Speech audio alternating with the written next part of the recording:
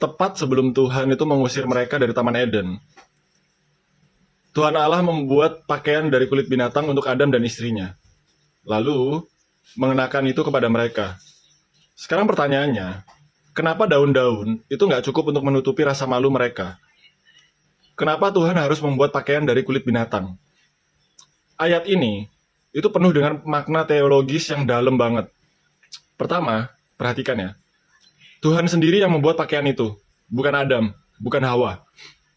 Tuhanlah yang menutupi dosa dan rasa malu mereka. Ini adalah tindakan kasih dan belas kasihan Tuhan sendiri. Dia sendiri yang turun tangan untuk menebus dan menutupi akibat dosa manusia. Yang kedua, pakaian itu dibuat dari kulit binatang. Artinya apa? Ada hewan yang harus mati. Hewan-hewan yang seharusnya tidak mati, kalau saja Adam dan Hawa nggak makan buah terlarang itu dan nggak berdosa. Inilah yang disebut hukum dosa adalah maut.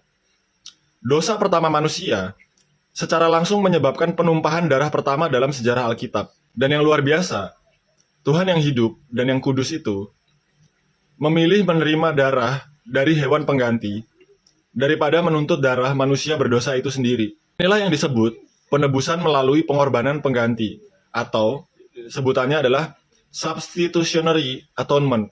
Jadi kalau suatu hari ada yang tanya sama kamu, apa itu Injil dalam satu kalimat? Kamu bisa jawab dengan 4 kata. Kristus menggantikan tempatku. Itulah inti dari Injil.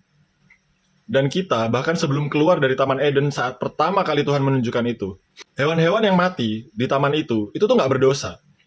Tapi mereka mati sebagai pengganti bagi Adam dan Hawa yang seharusnya menerima hukuman itu. Mereka mati bukan karena kesalahan mereka sendiri, tapi untuk menanggung akibat dosa dari manusia. Kedengarannya familiar kan? Karena disitulah Injil mulai berbisik.